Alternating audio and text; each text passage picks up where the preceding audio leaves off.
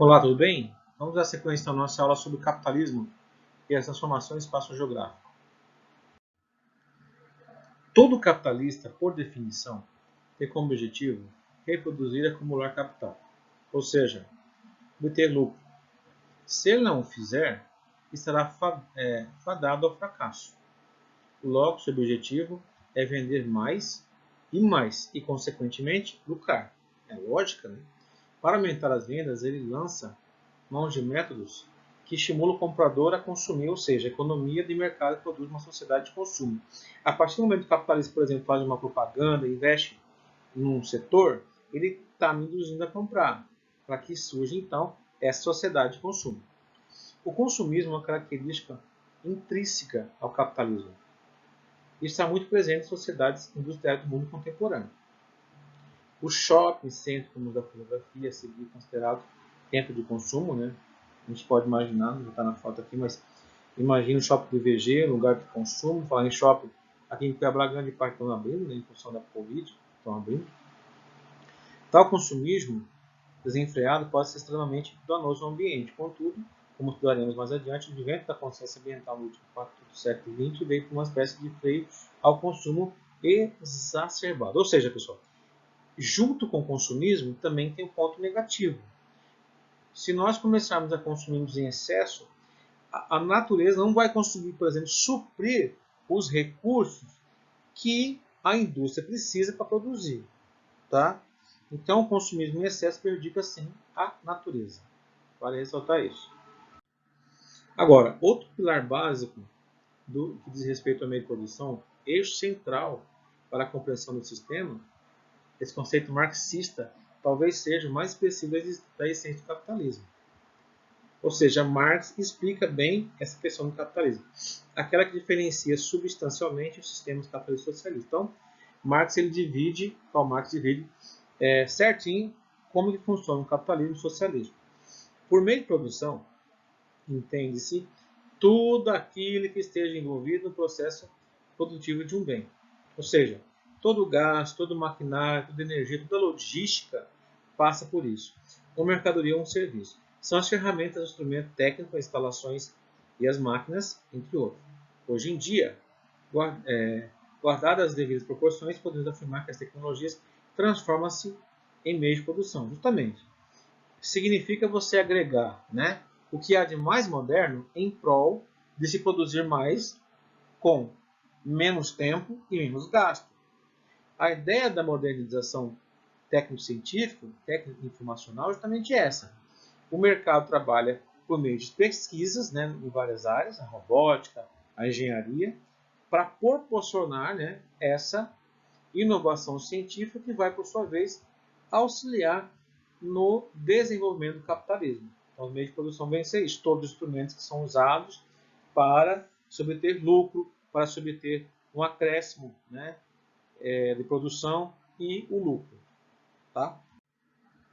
O que faz a diferença clássica do capitalismo e do socialismo é exatamente a forma de apropriação dos meios de produção.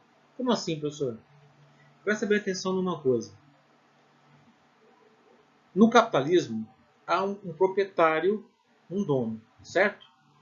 A eles pertencem as ferramentas, as máquinas, os ingredientes técnicos e, consequentemente, o poder de encaminhar situações, certo? Então, essa é a ideia de mercado.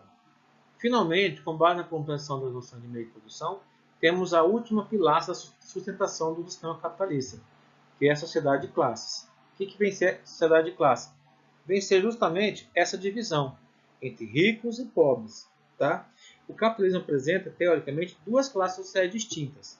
A que tem aposto o meio de produção, chamado de burguesia, por exemplo, aquele cara que é dono da Coca-Cola, aquele cara que é dono da Nike, aquele grupo empresarial que é dono, vamos colocar da Vivo, ou qualquer outra operadora aí, né?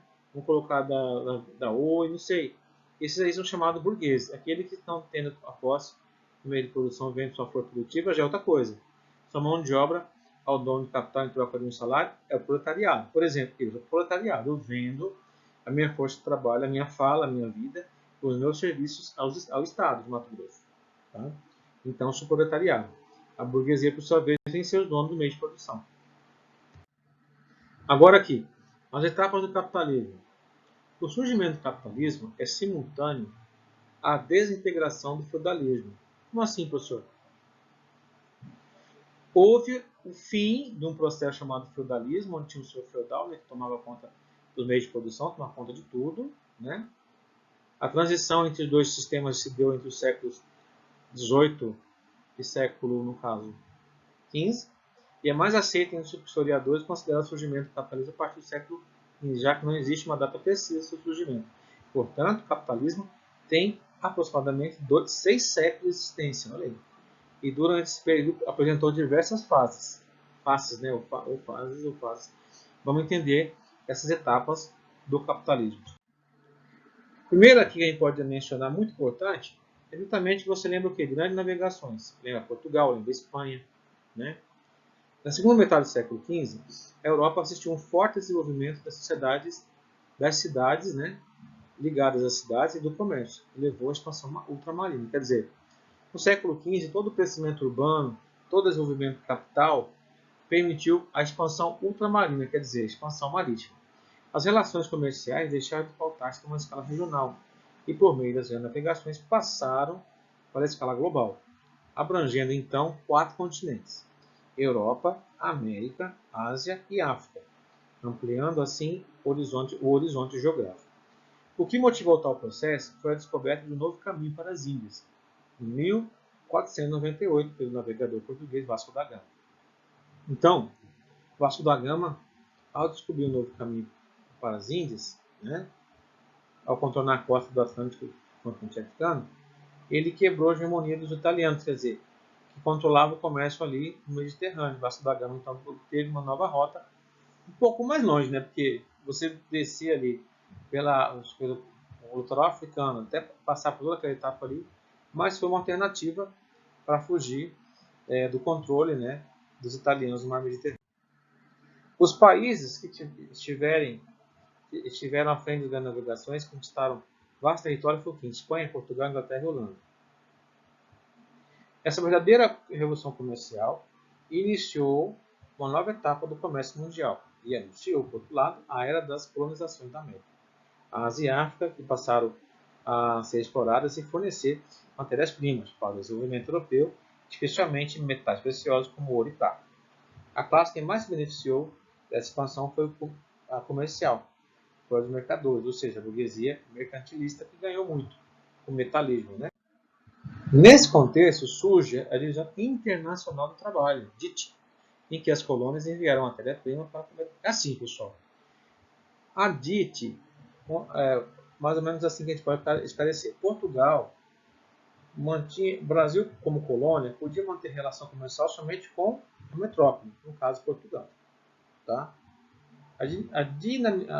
No caso, em que as colônias enviaram matérias-primas para a metrópole em troca de produtos manufaturados. A dinâmica do comércio mundial era rígida, ou regida e controlada pelo Estado. Rígida no sentido também de que somente quem dominava o comércio era a metrópole, a colônia tinha que obedecer. Que se tornou aliado da emergente burguesia mercantil. Essa é a etapa inaugural do capitalismo, no momento em que o rei e a burguesia se uniam para promover o desenvolvimento comercial e sepultar os resquícios feudal ainda vigentes.